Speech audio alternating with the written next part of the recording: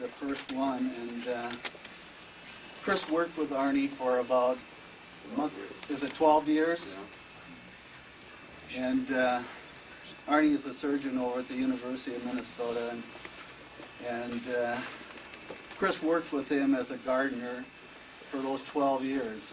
That's been a big influence on my son. He and his wife Mary have adopted him as well as a second family. And for that reason, I'd like him to have the first opportunity to share some words. So, and after that, I would just like you to maybe raise your hand and then come up, and so we don't all. Go ahead. Well, I'm sure, just like all of you, that Chris's untimely problem was really a great problem for all of us. And Chris was like a son to me. He was like a surrogate father to him. And we spent hours and hours together. And I just thought I wrote a few words here that I'd like to express my feelings. It's indeed a privilege for me today to pay respect and celebrate the life of our dear friend Chris, who was a humble, unassuming, yet complex, sophisticated individual. Chris's untimely demise has left a vacuum in all of our lives. He was a contributor to all of us with his love, his humanism, and a variety of interests which touched many. He was a teacher, he loved the outdoors, and he was a world-class cross-country skier and a kayaker. Already at his young age, he was making great contributions. He had tremendous faith in young people, as you all know. He had a great deal of respect for the library and music that was another one of his great loves. All of these accomplishments, which he was excelling in at this young age, were dwarfed by his sensitivity and humanism and catalytic influence on those he touched. He sparked enthusiasm and stimulated young individuals to test their unending reserves and their potential creativity. No was not in Chris's vocabulary. Also, affluence did not affect Chris. His friends were from all walks of life, as is attested today. He brought out the best in those that he had contact with. He always looked at his friends for what they were, not for what they had.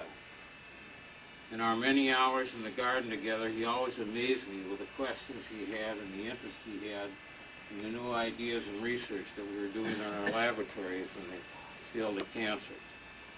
His love of life and intensity for living brushed all of our lives. He was an inspiration and role model to all of his students, our children, and grandchildren. From little means, he achieved his goals and did so in a very enthusiastic manner.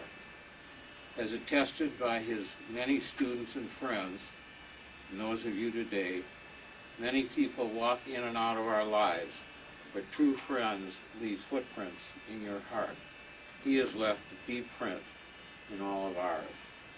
Chris, we cannot thank you enough for your generous gift of life that you have provided us. Your influence, your humbleness, and your humanism, your role model to all of us, will be felt for years. And knowing Chris, I am sure he is looking down either from a kayak or cross-country ski run in the great beyond, or singing a song of life that he had just produced. We love you, Chris, and we will miss you forever. Thank you. In the last few days, a lot of people have asked me, why is it worth the risk to go kayaking? And my answer to that question has been, for my brother and many other people, the risk is what makes it all worth it. When you're going down a 30-foot waterfall on the North Shore, 50-degree water, your body reacts in a certain way that makes your senses more powerful than they've ever been before. You can distinguish with your eyes every drop of water. You can hear the crash of the waterfalls. Why don't you just- And you can smell the mist coming up to your nose.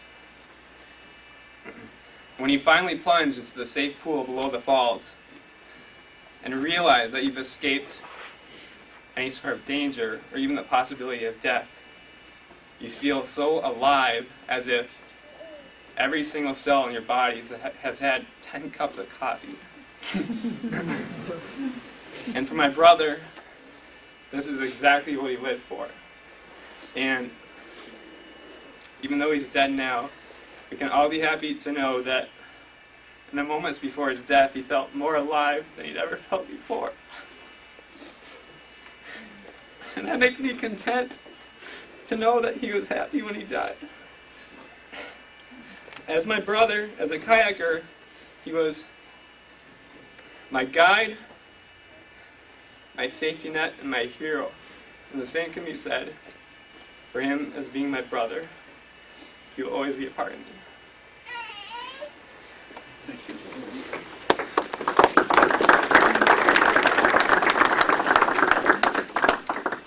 I'm Paul Noreen. I've coached cross country at Hopkins for 36 years and was Chris's cross country running coach. In those 36 years, I had many, many fine runners, outstanding individuals. I've always been able to say to people that cross country attracted some of the best students, some of the best people at Hopkins. And Chris Ringsven was the best of the best. Along with Kai Richter and Brian Whitley, Chris and those other two made up the best 1-2-3 punch in the state their senior year. And I will always remember Chris's leadership by example. He was one of the finest young men that I've ever been associated with in cross country. And those of us who ran with Chris, I think, will always remember Chris in the Lake Conference Championships at Rich Acres Golf Course in Richfield. Chris was not favored, but he came over the last hill in first place, opened the lead, and it was one of the most thrilling finishes that we've ever seen. He won the Lake Conference Championship. He was an outstanding individual. Everyone who ran with Chris will remember him fondly.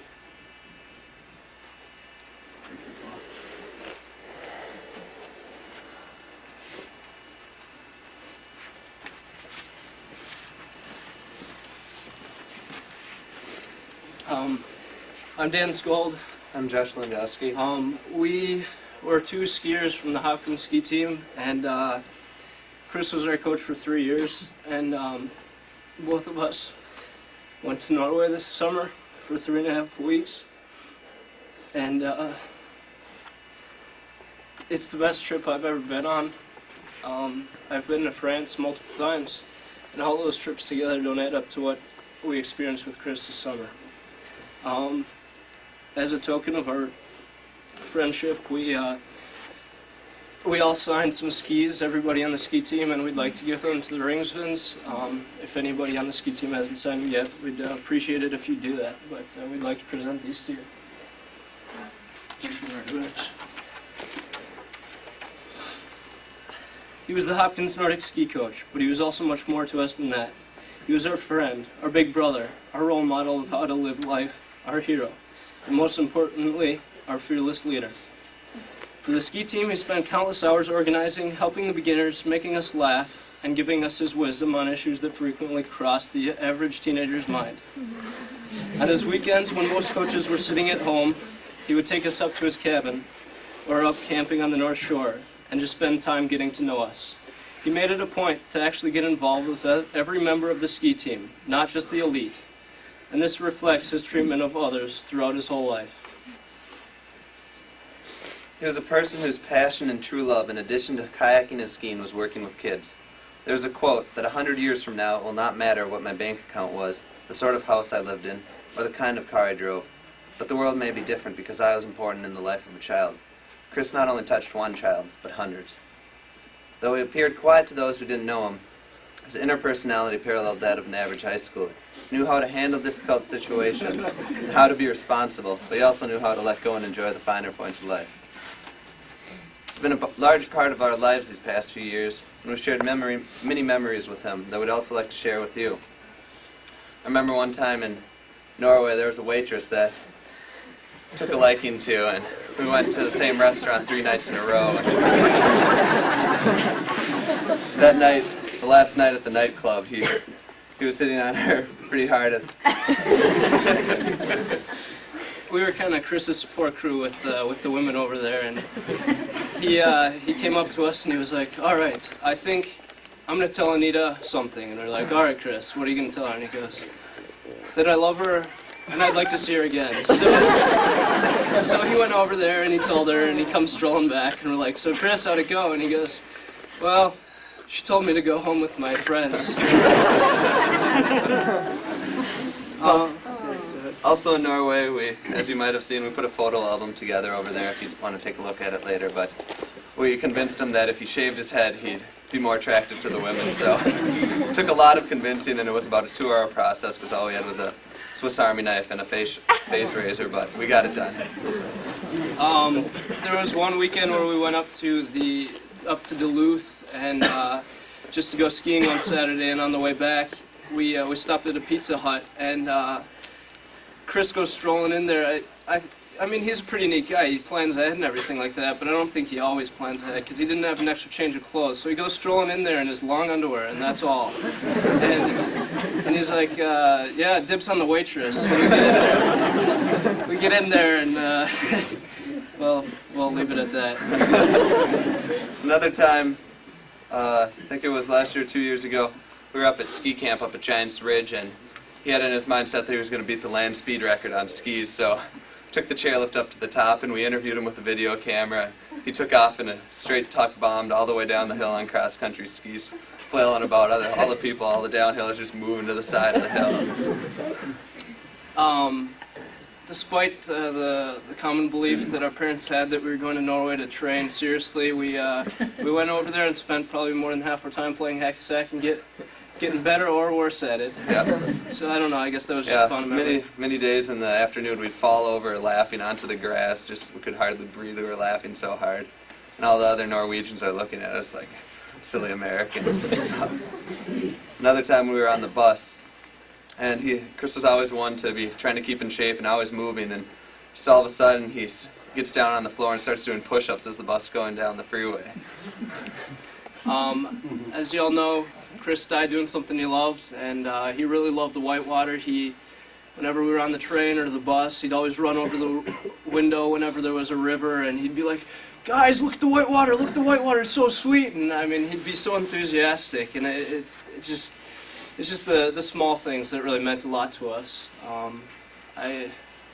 There's one last memory, and I don't know how many of you saw his car, but going up to a ski camp up in the North Shore, we all had to cram into his little red car, and this is a car that was held together by duct tape. And we had barely fit all of us in the car, and then our duffel bags were up on top, and he's cruising along and thinking like nothing's wrong, but I don't know, just the fact that it was all held together by duct tape.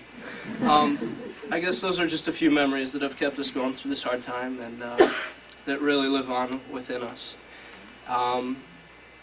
I'd just like to tell you we put together a photo album for the Ringsvens, and it's all pictures of our trip to Norway, and we'd encourage all of you to look at it. It was a great trip, and then we'd like to donate it to you. Thank you. I'd like to part with a quote. Finally, we have a quote by Jack London that describes the way Chris lived life. "I would rather be ashes than dust. I would rather that sparks should burn out in a bright blaze than should be stilled by dry rot. I would rather be a superb meteor, every atom of me in a magnificent glow, than a sleepy and permanent planet. The proper function of a man is to live, not to exist."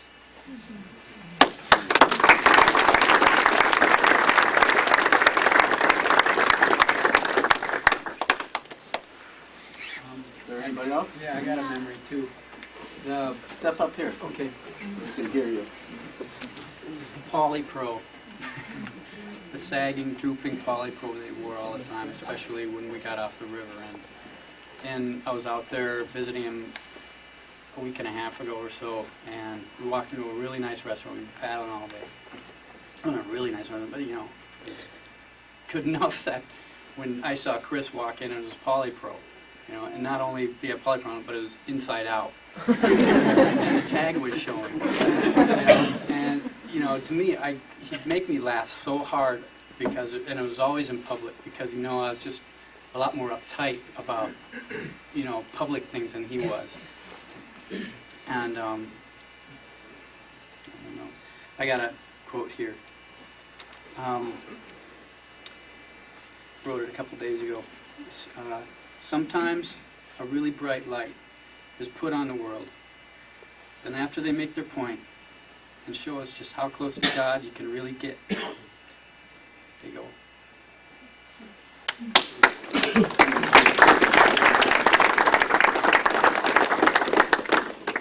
Anybody else? Yeah, I do. Over here. Just a minute. Yeah, next. My name is Emily Penk, and my brother Ryan was one of Chris's really good friends, and my brother's in Norway right now, and he couldn't make it back for this, so he sent a letter that he wanted us to read. So this is my brother speaking.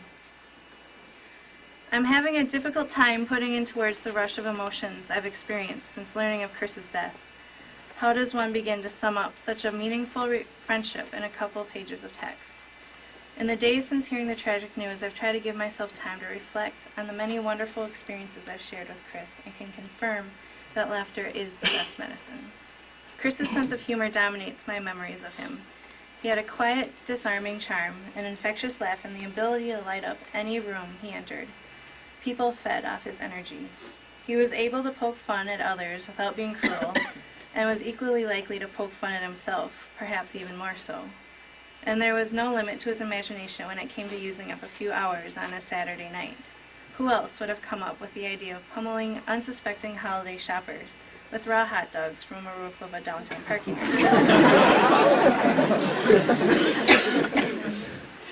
Chris was a talented singer and musician and never ceased to amaze me with his mastery of the piano.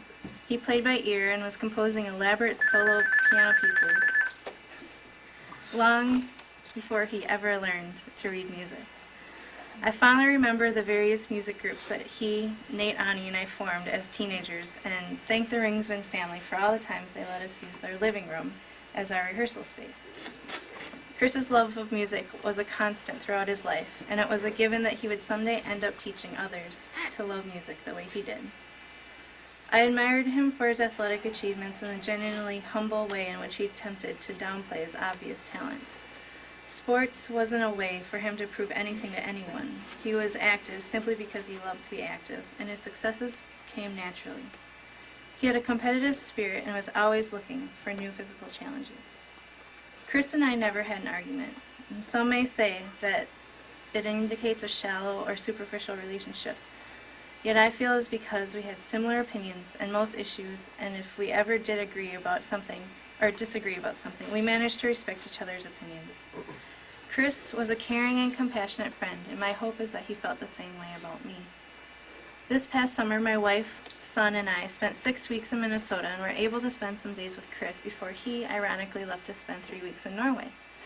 We were so excited for Bjorn to meet Uncle Chris. Renata and I always hold dear the memory of Chris lying on his belly, face to face with Bjorn, when Bjorn was learning to crawl. It saddens us to know that the two of them will never have the chance to become friends. However, Bjorn will grow up hearing of our many adventures with Chris. He was a nomad, always seeming to be searching for something, always in a hurry to find out what was around the next bend. Like most of us, he occasionally struggled to find his direction. In recent years, he and I had many discussions about our hopes and dreams for our lives, and he often talked about getting a new start out west. The mountains and rivers of Washington had been calling him for years. Several months passed between the time we saw him this summer and his first telephone call to us following his move to Washington. It was wonderful to finally talk to him and hear how truly happy he was in his new home and job. We were happy for him, even though we knew we would have fewer opportunities to see him than we already did. But Chris told us this: "This is where I want to be," and it comforts us during this time of grieving to know that he had realized his dream and was living the life he had envisioned. And Chris truly lived every minute of his life. Chris's premature death is not only a loss for those of us that knew and loved him, it is a much greater than that. The world itself has become a little darker and a little colder in his absence, and there is certain emptiness now within each of us that will probably never be filled quite the same way. I am forever grateful for having had the opportunity to know Chris and honored to call him my friend. Brian Pink. Thank you.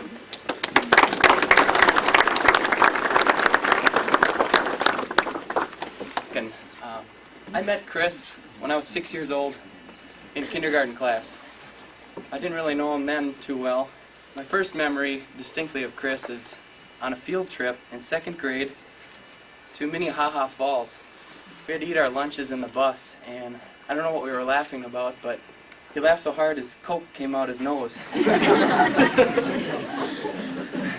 That was about the level of our humor for the next, 15 years. I have a lot of great memories of Chris, too many to mention here. Some of the things I recall are riding around Hopkins, around these roads on our 10 speeds. We didn't know where we were going, and we didn't know why, but if we had enough money to get a 1-quart Mr. Misty at DQ, we were settled for about the next 2 hours.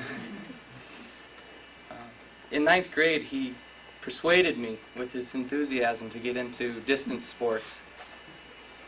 I'd never found something I was really good at.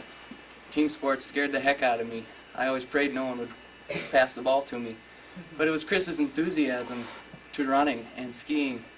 It really wore off on me, and I pursued it, and I loved it. And it was because of Chris. And a few years later, he got into kayaking. I remember he had a kayaking magazine. I went over to his house, and he said, "Look at this peak, look at these guys going off these waterfalls. I'm going to do that." And he did it. He did it so well. He took his first course, and he talked to one of the guys at the course.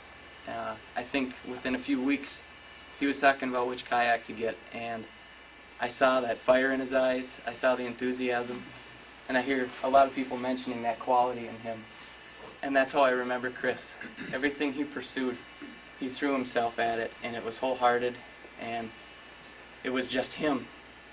And I really love that about him, because he was genuine, and it really showed. And I'll miss Chris. Thank you, Peter.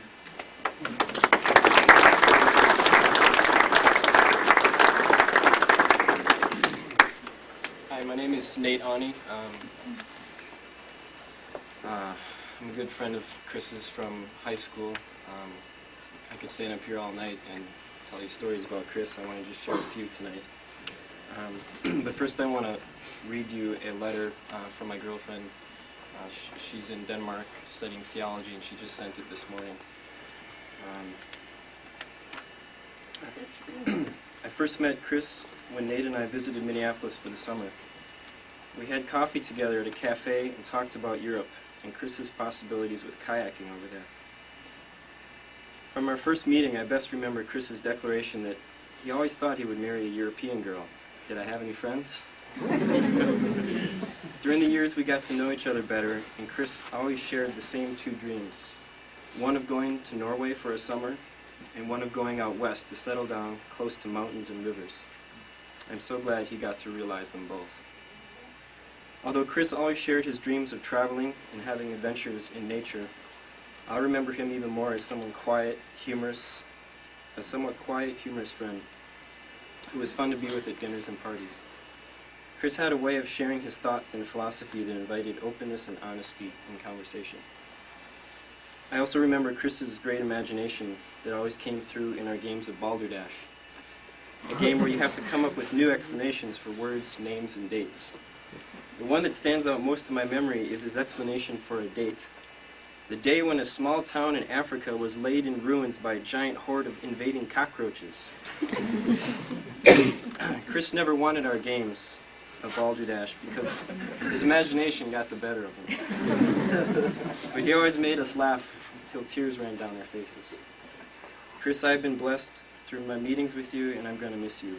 I trust that God is blessing you now with his love and eternal light. I remember this last New Year's I spent with Chris, changing from 99 to 2000. And our friends Tim and Akemi invited us over to their house for sushi.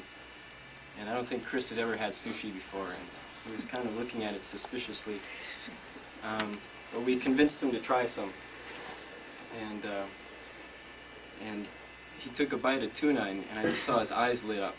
And he says, is this raw tuna I'm eating?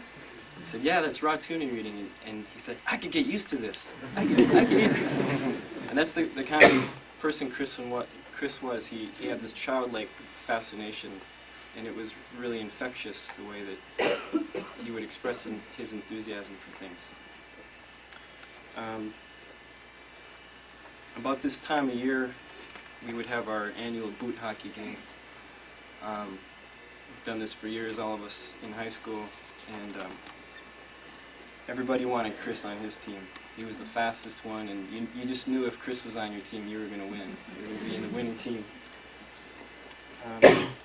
He really inspired you to play hard and to play your best, and have fun too. I had the privilege, and I feel blessed to have seen Chris, the creative mind of Chris, in his musical explorations from a very early age. As Ryan mentioned in his letter, we were in several bands together, Liquid Squid and Steam Train. And I'll never forget, Chris would write these lyrics, and then in a concert he would forget them. And he would just keep going and sing his heart out. It's like a steam train. He was always, even though the words were unintelligible, he was still very lyrical.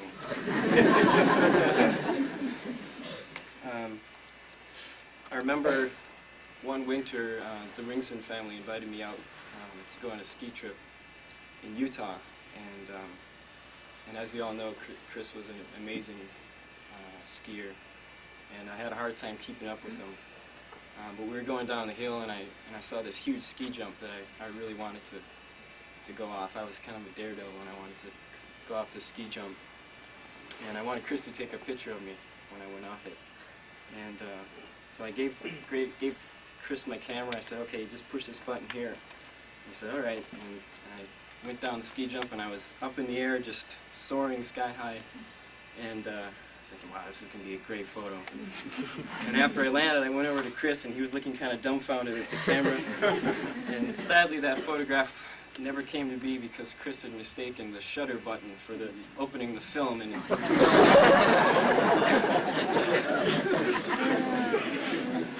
got over that one.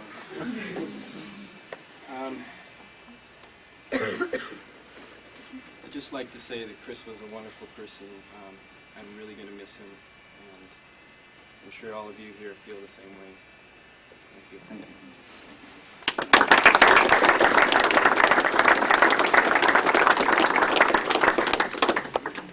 Anybody else, or do we? Oh, Pat? Remember me? Heard of you. The legend. Folks, this is the legend. He's returned. Thanks. I'm guilty. I was Chris's cross-country ski coach for 5 years.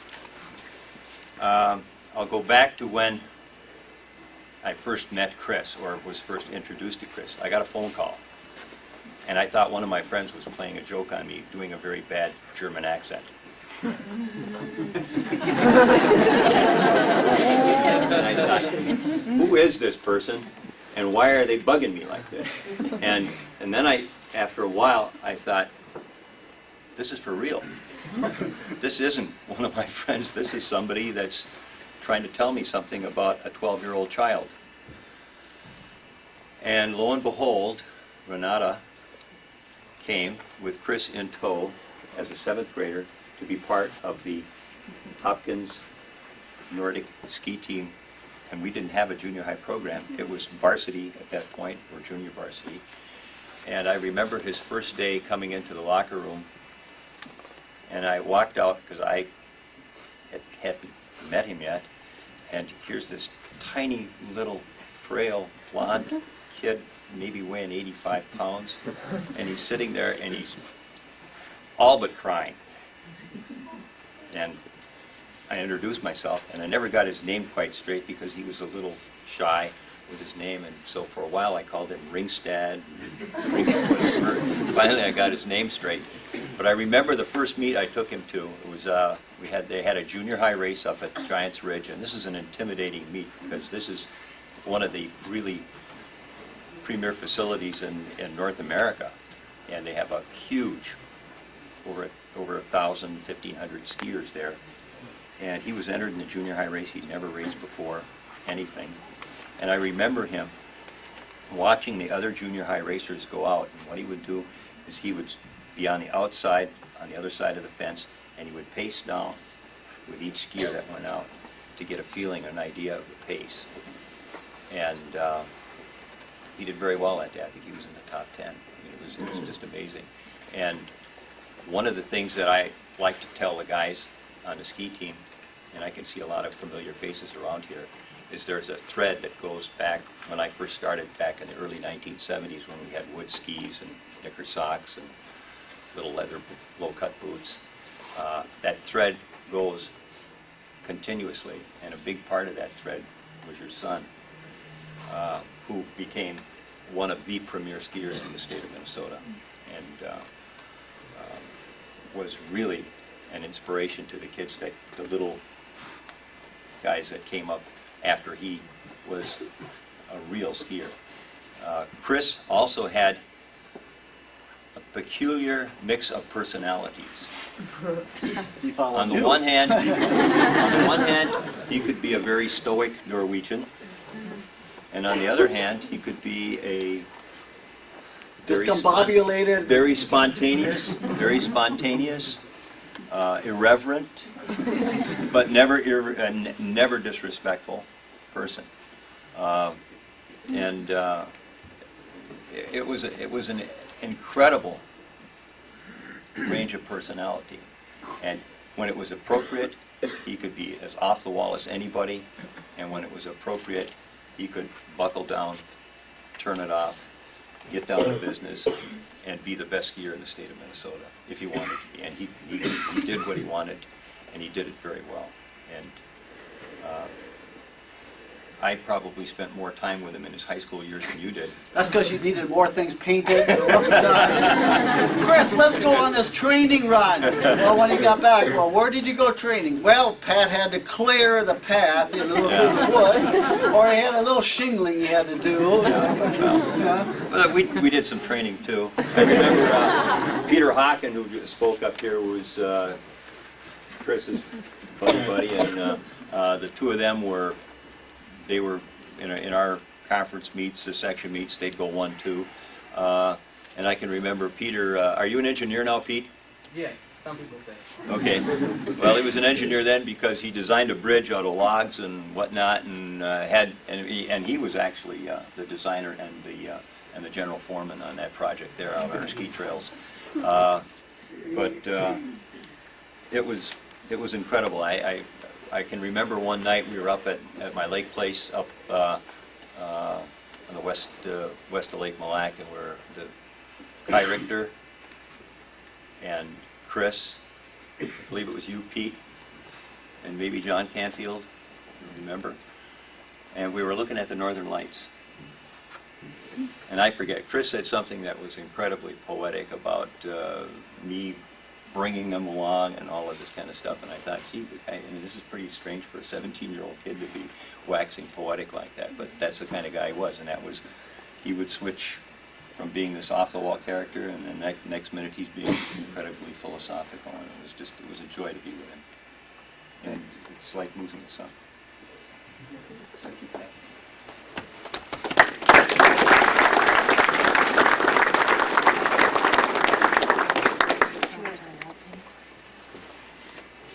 Mike? I'm Mike Kahn. I live with Chris in college, and I called his friend Jeff Rhodes in London on Sunday, and he sent this to me. he couldn't make it back.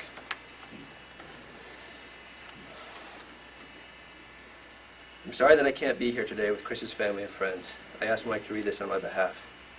I hadn't seen Chris since last Christmas, a couple hours before Mike called me.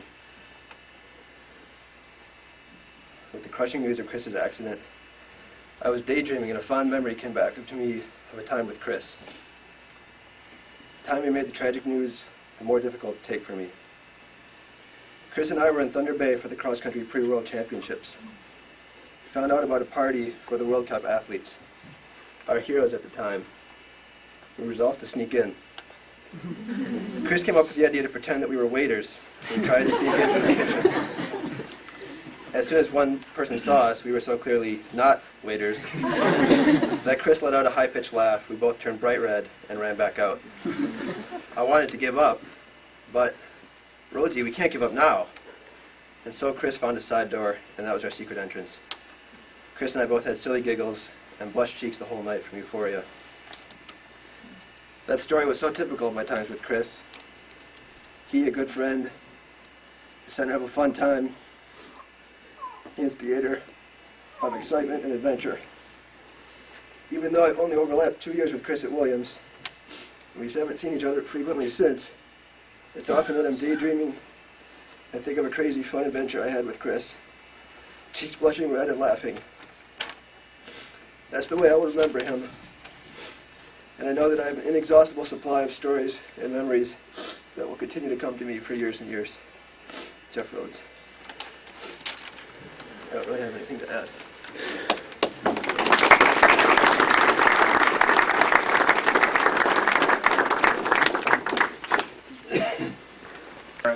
Another ski team mate of Chris's at Williams, and before that the Junior Olympics. And oddly enough, of all the hundreds of hours that we spent training together, and I'm looking at other ski team members here, in the fall, roller skiing or running, training for races, it's not so much the races that I remember with him, although he was a brilliant athlete and just very talented at especially classic technique in skiing. Somehow it's a infectious attitude that he had and the ability to convince other people, including myself, to do crazy things. It was after the ski seasons were over that I remember most vividly being at Mount Prospect in Vermont, and I'm glad to hear from the other Hopkins skiers that he was still seeking to break the land speed record on Nordic skis going down hills, because that was one of the themes there. And also hear about him wearing clothes inside out or some other way, but he had a way of getting people to not wear any clothes at all and go skiing. That's one of my memories. It's definitely that bit of spring skiing, and thank goodness it was above 32 degrees. That's the kind of guy he was. Thank you, Ken.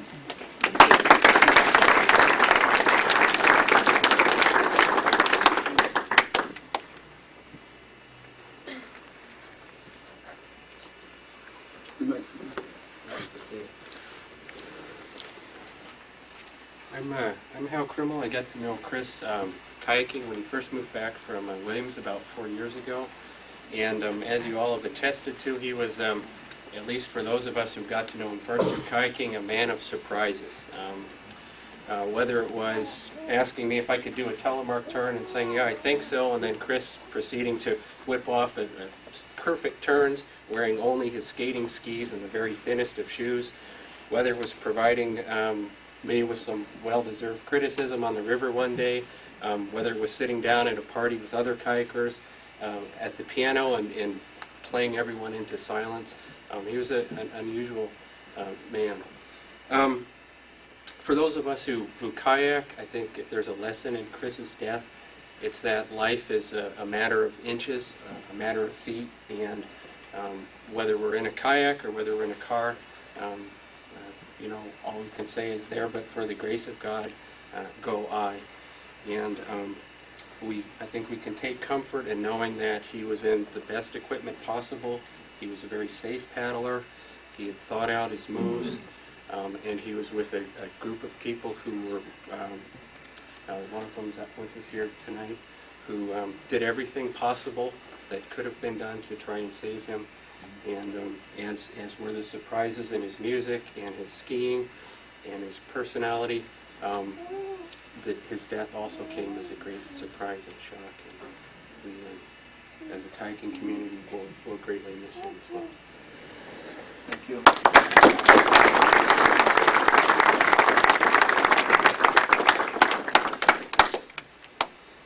Anybody else? Or? Got a couple words. I'm Jim Cuzzy. Our son Garrett could not be here tonight. He was first influenced by Chris years ago on the Hopkins Nordic team, and he's currently a foreign exchange student in Switzerland. And he first of all expresses his condolences and wishes he could certainly be here. He was also part of the now infamous Norway expedition. And as a parent, to send 3 teenage boys, including Dan and Josh, to Norway. I don't know of anyone else in their 20s that I probably would have sent with the boys. Now that I hear these stories, I'm not sure that we should have. But actually, it was a wonderful experience. I know that Garrett and all the boys really benefited from his influence. And as a parent, he's the kind of man that you'd want your son to grow up to be. Thank you very much. Appreciate it.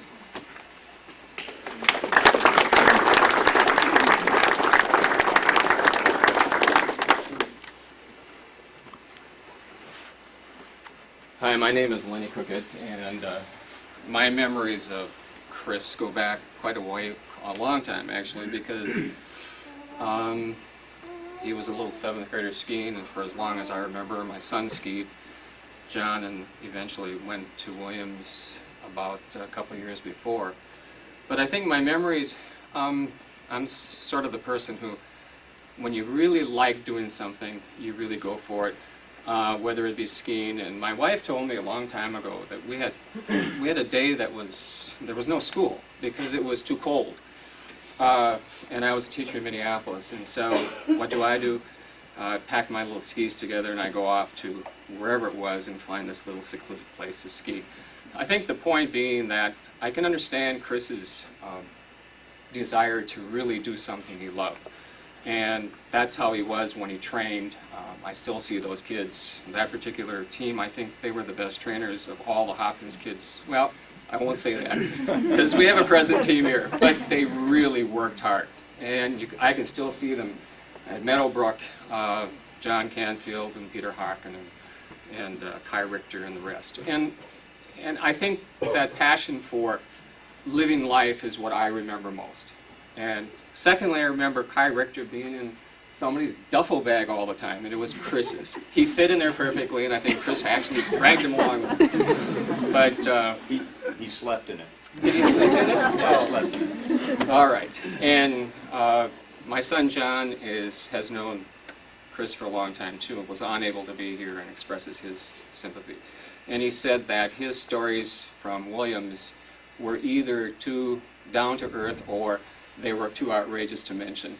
And Ann, who went kayaking with Chris, also sends her condolences. And I think she also learned a lot about kayaking from him, and that this was really the greatest thing.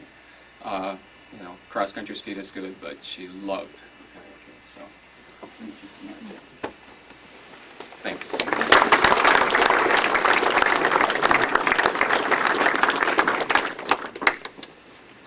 Well, I got it. Hi, my name's Hans Anderson. I have known Chris since high school. We skied actually against Hopkins. I was from Stillwater, and we skied against Hopkins in high school, and they were big rivals at the time. But I got to know him at Junior Olympics. And once again, I mean, the stories, the time I've spent with Chris, and the stories can go on and on. I went to Williams with Chris. I have to say I'm somewhat responsible for convincing him to go there. He called me up when I was a freshman, and I kind of pushed him to get out there, because I look forward to spending time with Chris and skiing with him. I knew he was a great skier. So I spent 3 years at Williams with Chris, skiing with him, and we had great times. And I'm also, I'd say I was very much responsible for Chris moving out to the Pacific Northwest. I also fell in love with the mountains and with the Pacific Northwest. I had been a guide out there for a number of years on Mount Rainier, and was always talking to Chris about it out there. And of course, he loved kayaking, and that's the epicenter of kayaking in the world, as some of you know. I can't say that I experienced, I wasn't at the level that Chris was at in kayaking, so I can't say that I was experiencing that with him, but I definitely went on plenty of runs with Chris out in the Pacific Northwest. And as some of you know, if you went for a run with Chris in the mountains, you had to make at least 10 stops along the way to look at the river that you were running along as you went. Chris, he just loved watching rivers. He loved the beauty of the rivers, and I spent a lot of time on the trail waiting for Chris to go down and check out the river and run back up and tell me how it looked wherever he was checking it out. We went on a 2-day hike in the Olympic Mountains. Same thing. It was just beautiful experiences with a very beautiful person. And I just can't express enough how much I cherish the time I spent with Chris and the time I had with him. He was a very, very good friend, my best friend. Thank you. I need to add a little bit to Hans's story there. I believe in the last 6 months was truly the most wonderful time that Chris could have ever had. I mean, he finished his teaching certificate last December, qualifying him to go teaching, and he taught a half year up in Cambridge just so he could get into a job. And it was a wonderful experience. He actually took choir as his music direction, but they of course had no band director, so he did both. And it was wonderful. Every night he'd come home, and he had the tuba there, he had the clarinet. He'd never had any of these horns before. He had the clarinet, the saxophone, and like a little kid, squeak, squeak, squeak, I said, Chris, go downstairs, close the door, every night. He had to learn how to play all those instruments, not just one, but all of them. But anyway, I'm sidetracking. I just wanted to say that in March, then he went out and he met Hans. Hans lives in Seattle. And they went kayaking and they had a great experience. So he was fulfilled. He just re-energized in the fact that he wanted to go out to the Pacific Northwest. Well, then for that period on, he kept looking for opportunities. And then he got his opportunity and he accepted a position out there. He didn't want to be in the city, he wanted to be in the mountains. Roslyn is where he was, Clay Elm, Roslyn. And Roslyn, for many of you, that's where Northern Exposures was filmed. And so it's a little town on the other side of the pass, on the east side, not on the Seattle side. But he took that position and he was so happy. And then a week later, he was going with these other guys to Norway. So not only did he get his job that he wanted, but he was going to Norway. And originally he was going to Norway to see his best friend Ryan over there. Well, Ryan came over to America at the same time, so he wasn't over there. But anyway, it turned out to be just a tremendous experience with the other three that you've already heard about. So he came back from Norway after one fantastic experience. And then within the week, he was on the way in his car, in his truck, out to Seattle. And the day after they got to Seattle, this Hans and Scott Loomis right over here. Raise your hand, Scott. He's a Williams protege also, and he's skiing. He's what are you now? You're I think world ski. You're rated like number 7 or so. Huh? 10? No, I mean for United States. Oh, somewhere, I don't know. Yeah, a terrific skier anyway. And great athletes. And who was the fourth one? Mike Kine. And Mike, it was Mike, yeah. And so the day after they got to Seattle, under the guidance of Hans, they took their night camp, and in an 18-hour total straight-through endurance run, they did the whole Mount Rainier up to the top and all the way down. And I tell people like that, and they said they cannot believe it because they know people who have taken training 2 or 3 times and they still haven't made it up. But with Hans and Scott and Mike, they did the Mount Rainier in 18 hours straight. They started at midnight, went all the way up, down. Fantastic. Another tremendous experience and thrill for Chris. And then he started teaching, within the next few weeks. So his last few weeks, our last 6 months, were absolutely fantastic. And all I can say is that, it was his dream, and he lived his dream, and we're very, very happy for that.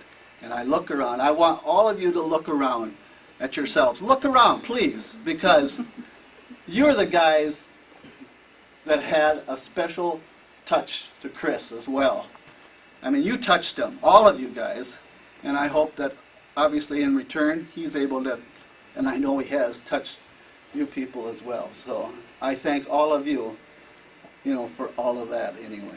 So there is an old, I don't know if it's obituary, but I mean, we call it a celebration of Chris Ringsven's life, and it's on the table over here, and it gives a quick synopsis of it. And if you haven't picked one up, please do.